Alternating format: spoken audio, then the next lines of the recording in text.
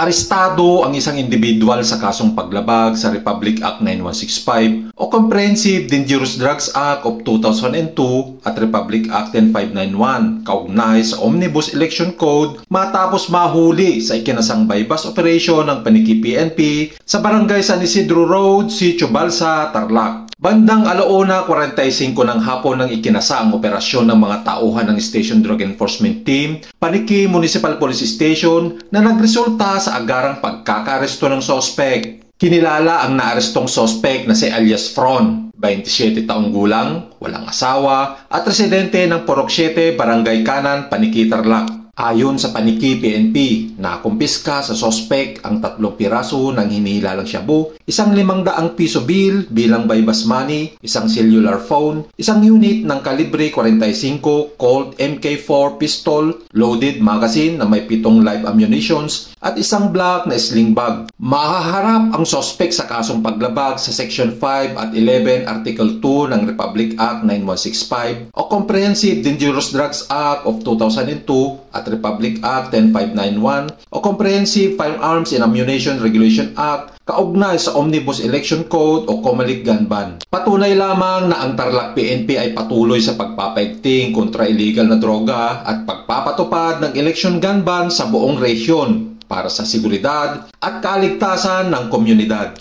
Mula dito sa Tarlac Police Provincial Office, ito ang inyong PNN Correspondent, Police Executive Master Sergeant Delphin Francisco de la Cruz, alagad ng batas, tagataguyod ng Balitang Pulis.